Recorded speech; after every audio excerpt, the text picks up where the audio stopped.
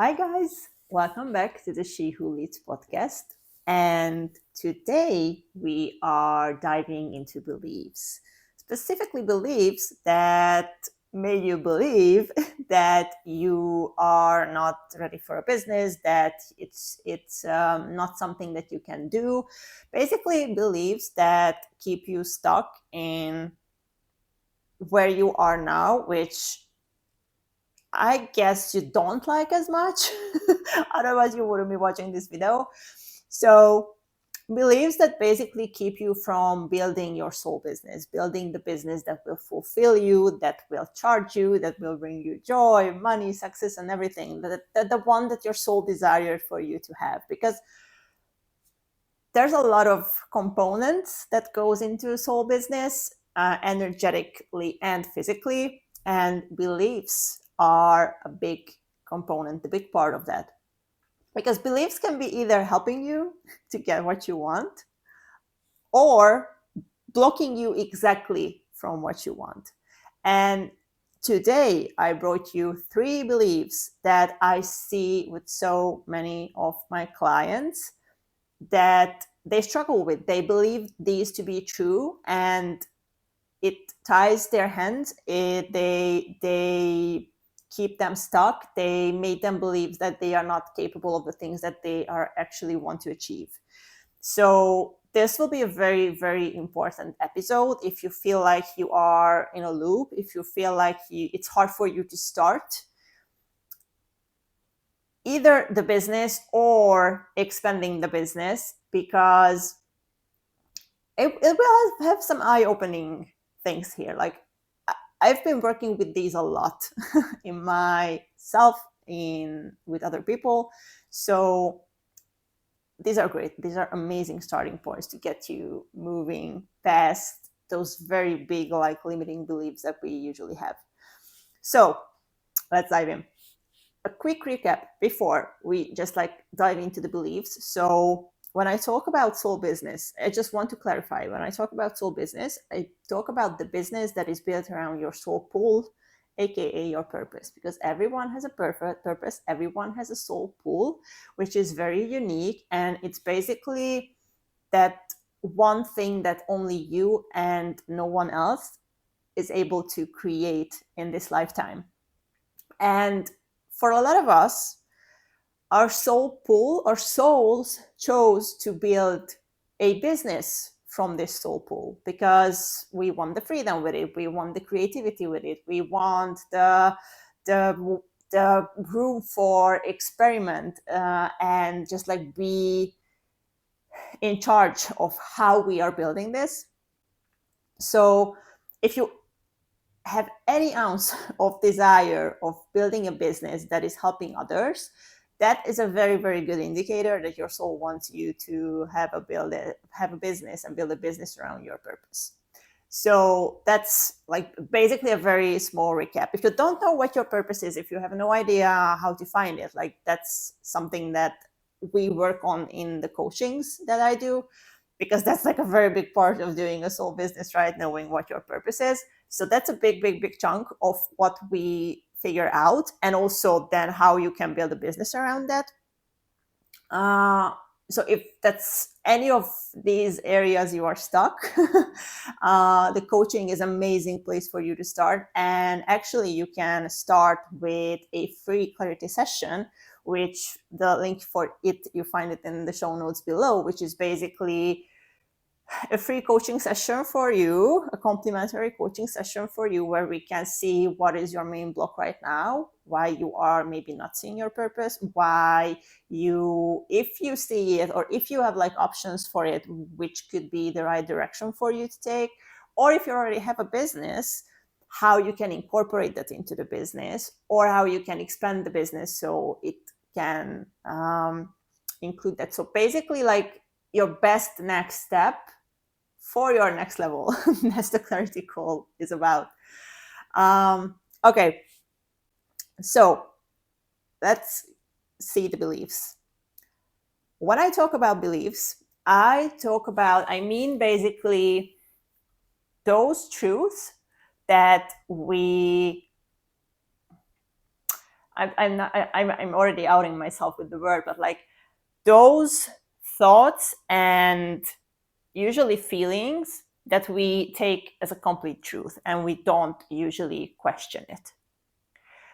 And when I'm talking about limiting beliefs, those beliefs that we are not questioning and taking as our full truth are truths that are actually limiting us because we were made believe, or we made ourselves believe that these are true, but for our soul self, the version of us who is our truest, highest potential form that we can be in this lifetime, who our soul made us to be, basically, that is able to build your soul pool, be able to build a business, have every dream and desire that you want, even the ones that you don't know you have yet.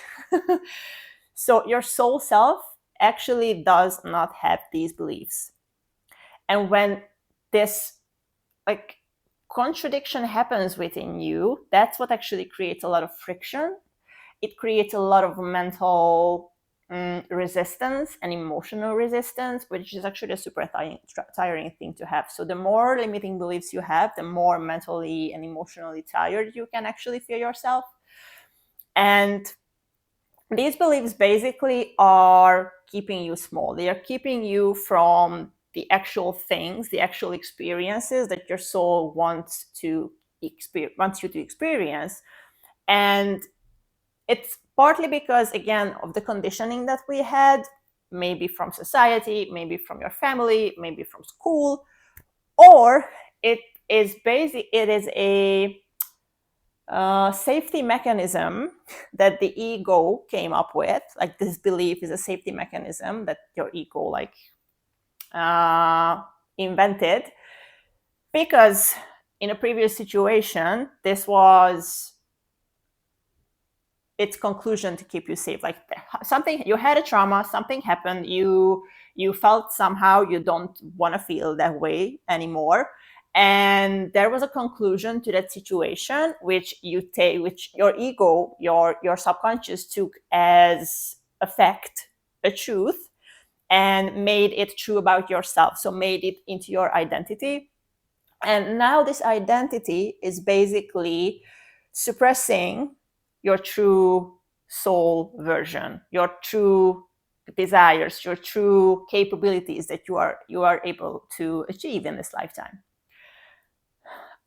It's really important, I think, to understand this, how these beliefs work. And this is basically the tip of the iceberg. Like, this is the 0.00000, like really 1% of the information that is, I think, everyone should know about beliefs and the subconscious and the ego and everything. But I just want you to, first of all, have this sense of not everything that I believe right now to be true about myself is true. And a lot of the times, most of the things we believe to be true about ourselves isn't true.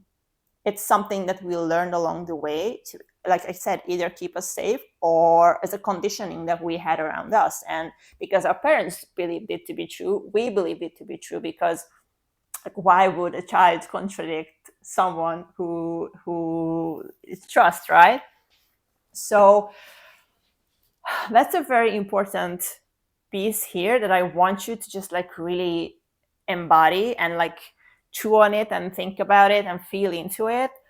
And it will help you start to open up your mind and your identity and your frequency to the actual truth of who you are, to your actual capabilities, to your actual gifts, and really open up that box that we are so keen to put ourselves into. We're super, super fast to just like label stuff and say that, oh, okay, I'm this, I'm that, oh, I'm not that, I'm definitely not that. And we don't even stop to think of, is that really true? Like, am I really not that? Or am I really that?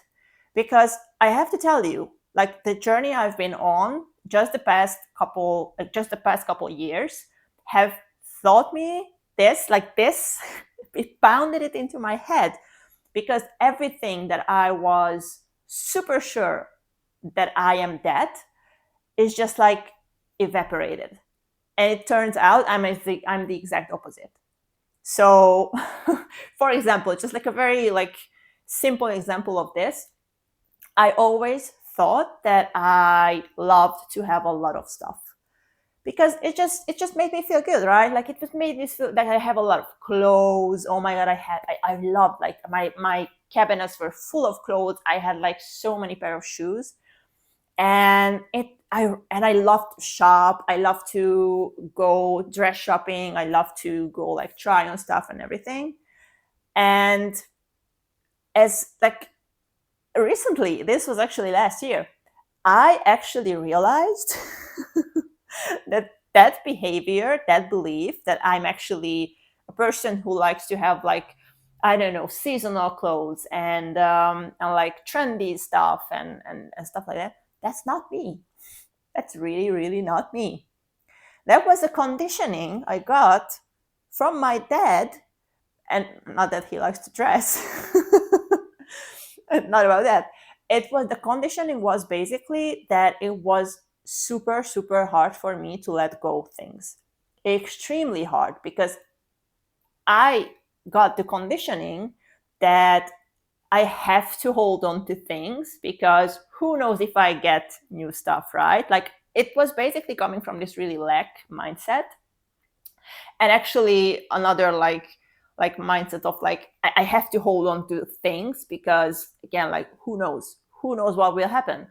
So every time I actually tried to go through my clothes and donate stuff, I ended up like, I don't know, selecting maybe 4 or 5 clothes and had basically all the same clothes.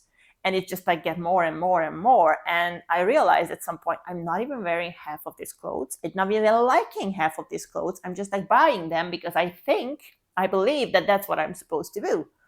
So I really took a deep dive with this with myself. And I realized, it's so funny to say that, it's realized that my soul self, my original soul self, who I should be, not should be, who my soul designed me to be, who I want to be, the version of me how I thrive the best is a minimalist. If you have seen my clothes, my cabinets, my stuff before, you would never believe that this is true. And I couldn't believe that. Like it took me time, like really. And again, like I used intuition for this to figure out, like, am I really my soul self is a minimalist? And it is. And I started to, again, using my intuition, like just like declutter my stuff, like everything that I had. Like I just went through it religiously and started to declutter everything. And like one by one, like I think in like 2 months span of time, I got like really rid of, I want to say 70% of my stuff at least, but at least 50. I want my clothes, I think. I have never had this few clothes, like never in my life. And the weird thing is, I was expecting that it would give me anxiety, that like again, like fuel this lack mindset of, oh my god, I don't have enough. But looking into my closet right now, my cabinet right now, I'm opening up and I feel space. I feel expansion. I'm like, oh my god, there's just like so much space here. Like I just, and I don't even want to fill it. I know I want some pieces that are, I need them because I didn't really have them in the quality that I want them, but it just makes me feel so at peace to look in my closet right now, and I'm like, holy mother of whatever. It's amazing. And I went on for 35 years, maybe 36 years, of believing that I am someone who just like always has a lot of stuff and loves to have a lot of stuff. And turns out I'm not. I'm really not. So let that story be a telltale sign of what you believe to be true about yourself. It's I'm not saying never, but just like getting to this habit of questioning, like, am I really this? Does this really make me happy? Would I do, like, if I would, I, if I would have any other choice, or if I did not learn this from this and this and this, like, what would I choose for myself? What would be the nice thing for myself? And it will surprise you. Like, the answers all of the times will surprise you. Okay, now getting into the beliefs of what is holding you back when it comes to soul business. Again, the 3 beliefs that I brought to you. First one is, and this is a big one. So the first one is that people believe that to start a soul business, a purpose-led business, they have to start from scratch, because a lot of the times it looks like that. So when I started my soul business, it was basically, it felt like I have to abandon marketing and building and whatever. Like, I was in marketing for 10 years before I started this business, and it felt like I'm actually have to cut ties and just like discard that part of my life. Like, that part of my career was basically for nothing. And that is a very, very sucky feeling. So I just want to acknowledge that is actually absolutely normal that you feel that way. The ego is very, very bad with losing things that it attaches meaning to. The ego is not very good with letting go, as my story before quotes showed you that. So what happens here really is basically that, like I said, the ego believes that to get to something new, you have to completely release something of the old. And again, sometimes this happens. Sometimes it's such a big pivot, it's such a 180-degree turn that you will abandon a career that wasn't aligned for you. So it's very much a chance. But also, what a lot of people don't know, and because they didn't experience it, and I had a lot of experience with this in my life and with clients too. What usually happens is it doesn't, like, what you did before, it doesn't disappear. It wasn't in vain. It wasn't a waste of time, because that was basically what we are afraid of, that we wasted years of our lives and we don't want to basically start from scratch, right? We don't want to start as a newbie in a new career at 40 or 50 years old, right? Like, even 30 is a stretch for a lot of people. And I get that. Like, I did this whole pivoting when I was 35. Yes. So it was very like, it was very like much into my 30s, and also with a whole career, like, again, a decade of career behind me. And that can seem like a big toll on the nervous system because, again, that is safety, that is something that you know, that is something that provided for you one way or form for a long time, that is something that you know that you're good at, that's something that you know how to navigate, you know the rules, you know the professional part of the career. So it's natural that it feels super shaky to think about that. Oh my God, this is this new direction. It's very exciting. I really very much want to do it. But, like, really, I want to start over from like 40 or 35. And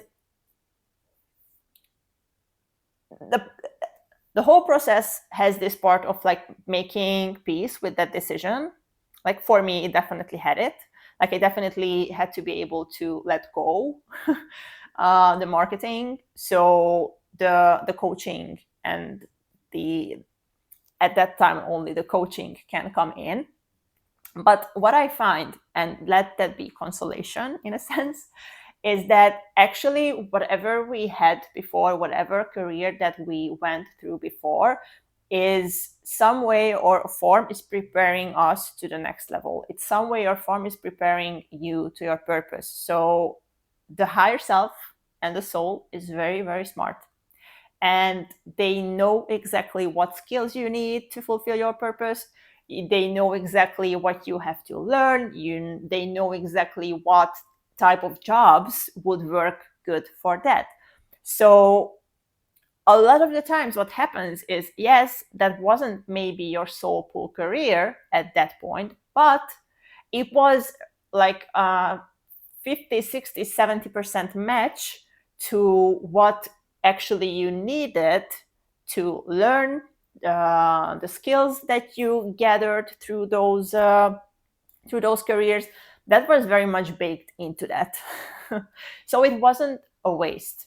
And when you start to get into this habit of looking back and seeing like, okay, what did I gain with this that I can bring with myself to the next level, to the next phase, it will actually help you see, oh, okay, I'm actually not, I'm not a full newbie. Like I still have a decade of experience behind my back.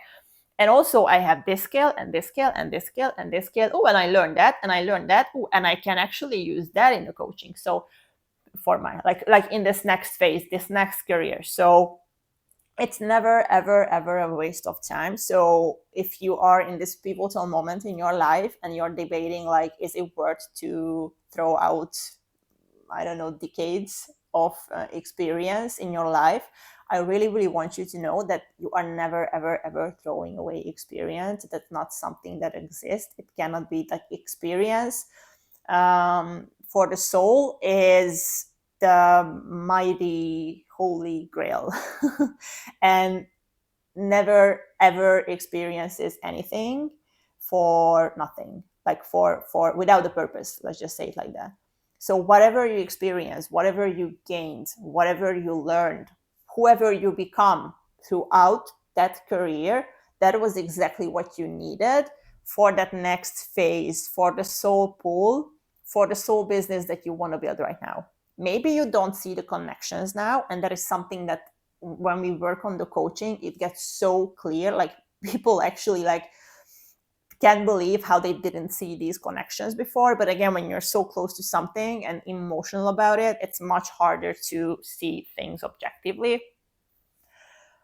But actually, it's very like it's very telling. Like in just like one session, basically, we can like figure it out, and that's just so cool because it gives. I see people, I see the relief in people's eyes. I actually feel their relief because of intuition.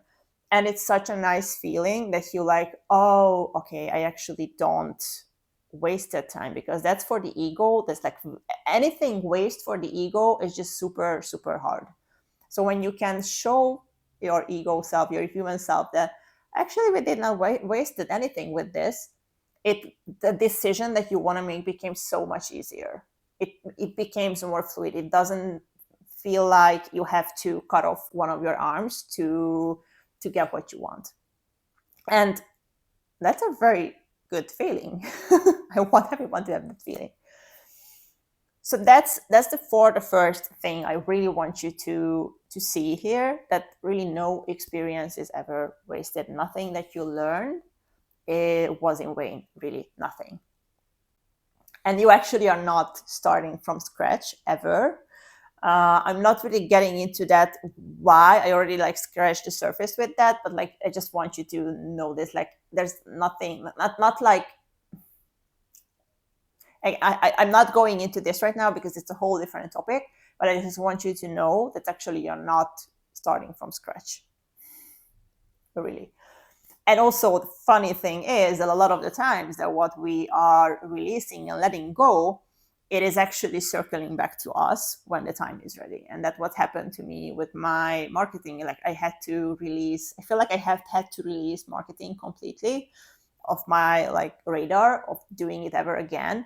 And that gave me the distance with that, and it gave me the time to just like separate a bit, to get into a point of actually missing the business part of coaching, missing everything that I learned through marketing.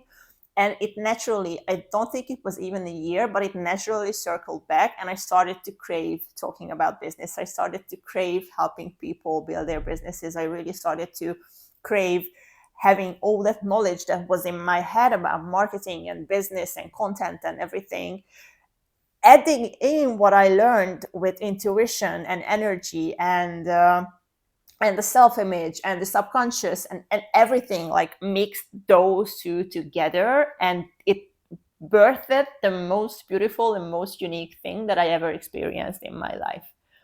So things have a funny way of turning up again when you just go through the process of like letting go and separate and then like opening up to having it again. That's just like, I'm just throwing that in. Okay. The second belief that I see that keeps people stuck, I think that's how I want to say it, yes, is that they believe that it's too late to start now. And it very much comes with the first one of like, oh my God, I don't want to start from scratch.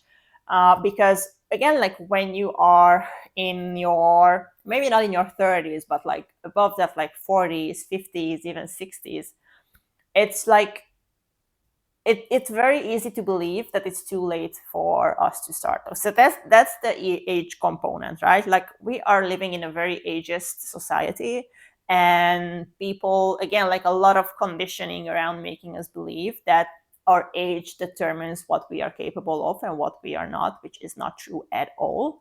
Like you can restart your whole life at 80 if you want to. Like really. You can. Like we have seen so many examples of this, and it won't take away from you experiencing whatever you want, right? Like the soul has a very unique path for everyone, and maybe that was your path. So that's one thing that I want to get out of the way. Age has nothing to do with when you are ready to build your soul business. Nothing to do with it. Like really, it has nothing to do with when you can find your purpose. It doesn't have an expiration date. It's not like, oh, you have to find your purpose until you're 40, otherwise you're late. It doesn't work like that. You find it when you are ready. You find it when you learned what you needed to learn to get to that point of, oh, okay, I see now with everything that I have, with everything that I learned, I see that now that this is how I can be of service to others, because that is a very big part of purpose, right? The soul pull of how can I be of service. And of course, there are ways to make this whole process shorter. That's what the coaching is about, that what I do. But everyone is able to have a soul pull whenever they are ready to have that soul pull. If you want to speed that up, again, you can, but don't make yourself believe that just because you're a certain age, it's not happening for you, because you decide if it's happening for you or not. That comes down to this. Another thing why people make themselves believe that it's too late to start is that they believe that the market is too saturated. They believe that social media is too saturated. Like this saturation of, oh, I don't want to be the 10th, the 100th, the 1000th person doing this type of job, this type of business, because there are already so many that who would want me? And this guides back to a lot of things that I already talked about in this podcast. One is self-image. So it basically ties back to you believing that you're not special. And that is an extremely important component of building the soul business, because your soul pool is special. What you are here to do is very, very special. What you are here to create is unique. It's one of a kind. No one in this world is capable to creating it and manifesting it and executing it, and use whatever word you want to hear, but you, no one else. So, and since this is so unique, there's actually no way that the market can be saturated to what you are doing, because there's no one else in this entire globe that can do what you are able to do. So basically, you have no competition. When you are doing your soul business, you have no competition, Really, it can seem like you have competition, but actually you don't have any competition, because no one is doing exactly the same thing as you, because no one is exactly the same as you. But how this goes sideways is basically from self-image, because when you have a self-image wound about feeling special, basically you don't believe that you are special. That is a very big block on, oh, okay, that fuels this mindset, that fuels this belief so much. And there are other like self-image wounds, emotional imbalances that fuels this too, that is connected to value, that is connected to how good you feel you are, connected to, oh, am I good enough or not, do I have the capabilities or not, etc. So, but that is, the feeling unique is a very big part of this, and that can fuel it. Like I said, if you believe that you're not special, it's actually not possible to create something special, because like it is coming from you. So you have to believe that you are special. But when you do, when you start to believe that you're special, when you start to see your uniqueness and connect to that, and again, there are so many beautiful tools and fun tools to do that, as we do in the coaching sessions. And I've been working on that a lot, because that was one of my weak spots. Like I was I think the person who believed that I am the most irrelevant and insignificant person in the whole planet. I was actually so far in this belief that I was questioning why people would want to hang out with me and why people would want to be friends with me. Really, I was really on the deep end of this. And I got to a place where I like really see my uniqueness. I really see the unique way, the unique value that I bring to the table to people. So there are amazing tools for that, and you can work on that and shift that. And when you have that, people will start to notice you, and people will start to want to work with you, because again, people want what's special. People want that one special thing. People want the unique stuff, right? They want, because that's more precious, because that's more valuable to the human mind. And that will basically solve this whole belief that you have around, it's not the whole belief, it's too late to start now, but the part of that belief that comes from feeling like, oh, I'm late from the game. I'm late from the game because everyone is already playing and I don't have a place. And that's not true. Like really not true. I really want that to sink in. You really have a place, you have a soul pool, and it is very unique. So whatever market you want to go in, it doesn't matter how many million people are already doing that, they won't be able to do it like you do. That's it. And the third one that I want to bring here, which is kind of belief, kind of fear, like it's a mix of the two beautiful worlds, is the what will people say?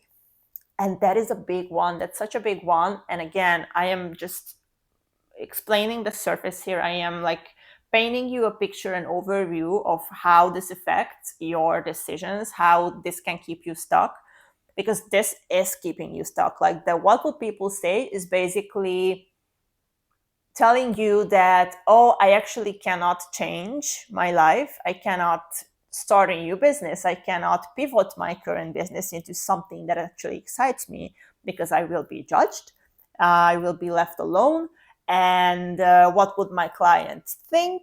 And what if people don't buy from me? Or what if my family would think that I am crazy, right? Like these are usually the thoughts that linger when this is present.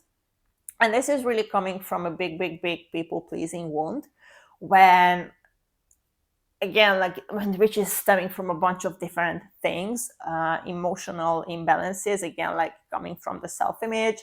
It's connected to you, wounds around your authenticity, wounds around showing yourself, wounds around visibility, trusting your capabilities. Like again, that is something that we like dissect in the coaching, because everyone has their unique concoction of why they are afraid or to be judged by others. And it's a nice way to just like dissect and shift the each part, so you basically get to a point where you really don't give an F about what people think of you and what people will say. And again, I was the queen of that. Like, I really, really like, oh my God, like I'm changing my from marketing. Like, what would people say? What would my family say? Oh my God, like I have clients now. Like I will start talking about this spiritual, like energetic and like every stuff. And oh my God, like people will think I'm crazy. And yes, maybe some people will think that you are crazy. And that's just part of the deal. Like, it's really not your job to be liked by everyone. It's their only job is to be liked by yourself, first of all. And when you start liking yourself and then you loving yourself, then other people who are meant to be working with you, which are a lot, they will come to you because they will like you, they will love you, and they will become your biggest fans. So this whole process, this whole belief is basically about you letting go of the people pleasing tendencies, which again, there are a bunch of emotional root causes to that, unique to everyone. Like, think of it like, what were the specific conditioning that you got, or what were the specific lessons that your soul wanted to learn around this? And that would be like a little bit different for everyone, but the roots are basically the same. It's just like in different ratios, let's just say that. Again, that is something that we work on the coaching, because it's a big part. You cannot live your life, you cannot really build a soul pool business with always watching your back and always second guessing yourself and being afraid of posting and being afraid of sharing your ideas and sharing your uniqueness, right? Sharing, expressing yourself how you want to express yourself, because you are afraid of your family's judgment, or you are afraid of your colleagues' judgment, or you don't want to, I don't know, offend anyone, or just so many layers to this. But it's not really a way to build a soul pool business, because your soul pool has to be coming from your uniqueness and your full true self. And these two, being afraid of what people think and showing your true self, it doesn't really come hand in hand. Like, one has to like fade away for the other to be able to like rise and shine, which you're so capable of doing. And it really, like, this really keeps you stuck. Like, from all three, I don't even want to pick like the biggest one, but I think this one, the last one, of like what people would think, is, it's hard for a lot of people. That's what I want to say. Like, it's hard because, again, it's very much built in us to be liked. That's an ego, a safety mechanism that we want. But again, when it's coming from a wound, when it is tied to an emotional imbalance, it's tied to a trauma that you had, it basically will always keep you small. It will keep you away from the things that you actually are capable to achieve, because you will keep yourself small just not to, I don't know, be too much for people, or not to be judged by others, like I said. So it goes a long way. And I just want to ask you this, like, do you really want to design your life by what others expect from you? I definitely don't. And I'm not saying that it's easy. I'm not saying that it's a piece of cake. But at the end of the day, I rather choose a little bit hardest route with this than choose a whole life of not living my own life, basically. So that's just some food for thought. And if you want help with any of this specifically, or just like your business or soul pool specifically, again, you can book a free clarity call, which will help you, like the name says, gain clarity on your next step, gain clarity on how you can build a business from your soul pool, how you can get closer to your soul pool, what is blocking you maybe to see it right now, what are some beliefs, what are some self-image wounds, issues, imbalances that maybe keep you in the same loop and keep you stuck. So the link for that is in the show notes. And I think my last message here is to just like start, like I said, to question those beliefs and start to see how they are not true, how they cannot be, like, how is there a possibility that they are not true? Because when you just like start to get into the habit of that will help you like see so many more opportunities and so many more ways to go with your life and with your business. It will blow your mind. I promise you that. So go through these three, see which one resonated with you the most, and see maybe why. And go from there. Also, again, pick up a free clarity call if you want like a clear next step, a clear direction to where to go with these. And that's it. Thank you for being here, and I see you in the next episode. Bye.